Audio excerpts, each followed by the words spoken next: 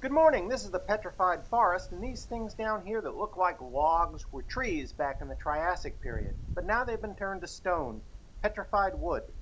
And I'm taking a break here to talk some anime. Bokurano.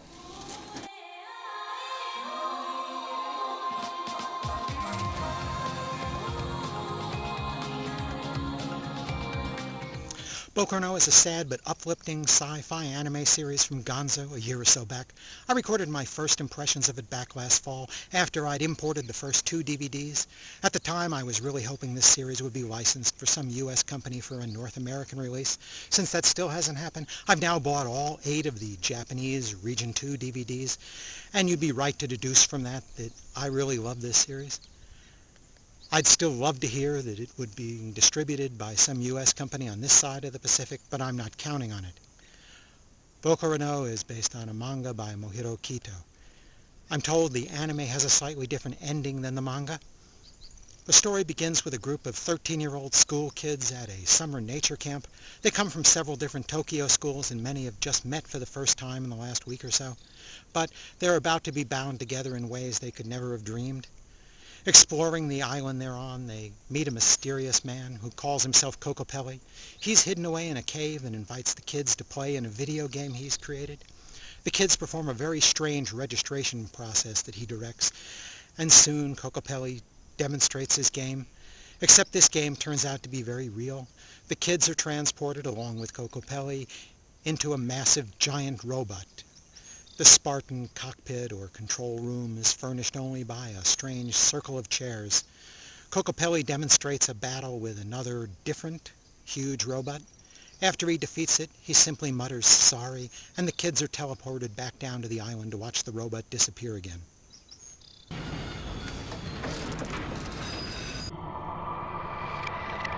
これで終わりだ。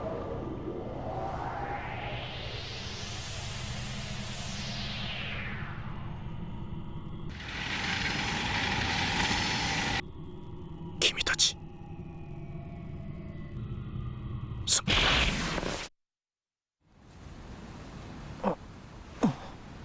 戻ったのか。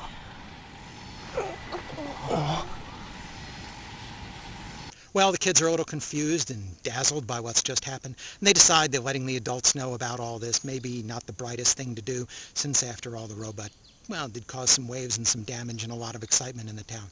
So they keep their mouths shut. But the kids are then summoned back into the cockpit a few days later, and this time, well, they're on their own. That mysterious man, Kokopelli, is gone. One pilot is chosen from among the kids by a sort of roulette wheel. Replicas of chairs, one from each of the kids' home, are arranged in a circle around the cockpit, and they rotate, and whichever chair stops at the control point, well, that kid gets to be the pilot. Waku, the first pilot chosen, is enthusiastic about the fight, but is inexperienced, and his efforts cause considerable damage to the nearby area. And that's not the only tragedy in store. Bokurano will gradually reveal more information about this all-too-real robot contest as the series progresses. So far I've only talked about the first episode or two, but to really explain what it is I liked about this series, I'm going to have to talk at least as far as the third episode. I promise not to give away anything beyond that point, but if you really want to avoid any spoilers whatsoever, then you should just take my word for it now that this is an incredible program and you should go out and watch it. Before the third episode, the kids will meet a strange-looking alien creature who comes with the robot. He's called Koemushi. That name also describes an insect, a dung beetle, and it pretty much sums up the creature's personality as well. Koemushi will cruelly and gleefully explain that this game has a very deadly side, and it isn't just the collateral damage the robot fights are causing the community. First, the fights are determining the fate of the entire planet. The kids must win all the battles or the Earth will get destroyed. And second, the act of piloting the robot is fatal to the pilot. It's basically a death sentence. Fight or don't fight, either way you're dead. Those circling chairs to select the next pilot now become an exercise in terror.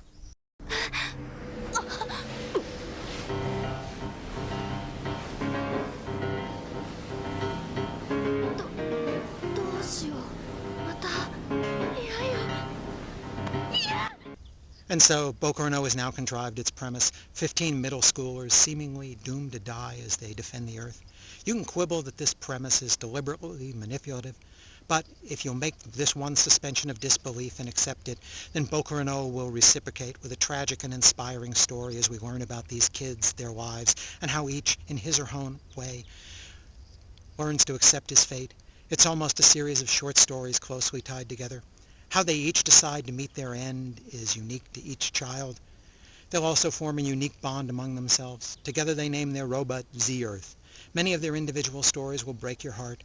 Boku no isn't about the big robot or the dozen fights or so. That's just a backdrop to an incredible set of human stories. A few, such as Kodama, seem mean and unsympathetic. Some, when it's their turn to pilot the robot, will use the incredible alien power of Z-Earth to their own purposes. Chizu's story was so amazing that it gave me emotional whiplash to go with my heartache. Obviously, these alien battles don't go unnoticed by the adults on planet Earth. Once the adults get involved with Z-Earth and the kids, things get even stranger. The government actually prefers to consider the rampages of this black alien monster as a series of natural disasters. It doesn't want to admit that the fate of the Earth itself is at stake because it's afraid that'll cause panic. And it doesn't want to admit that it knows who the pilots are, since then the government would actually be expected to do something about it. It's nice to see that the Japanese have a similar suspicious contempt for their politicians, just as Americans have for ours. JSDF officer Tanaka Misumi will become more closely involved with these kids than their superiors initially had in mind. Meanwhile, big business is interested in studying Z-Earth's technology to exploit it financially for their own benefit. Some hold out the hope that this science might also find a way to free the kids from their lethal bond with the robot.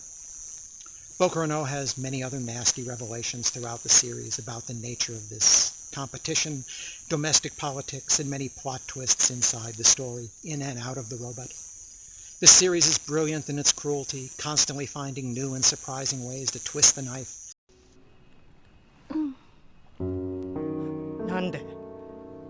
なんで俺なんだよ。これ夢じゃねえの？巨大ロボット？嘘だろ。そんなものあるはずないじゃん。戦うのか？俺がチェアスに乗って。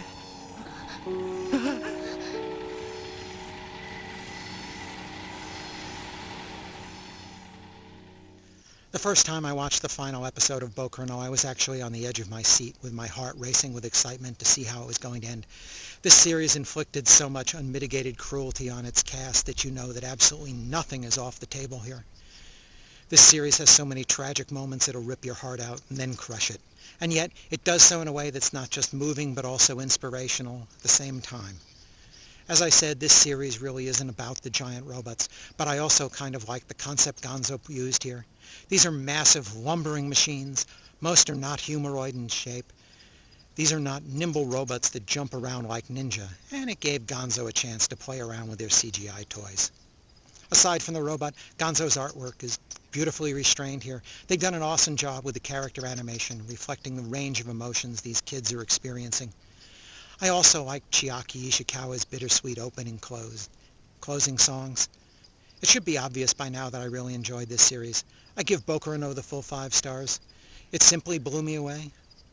Within its 24-episode overall storyline, it provided a dozen stories that were not only melancholy but also inspiring and exciting. I highly recommend this series, and I still hope some U.S. company eventually license it for distribution on this side of the Pacific. Boku no is one of my major anime sessions, and that's why I've indulged myself by talking about it even though it has no North American anime release. Thanks for listening.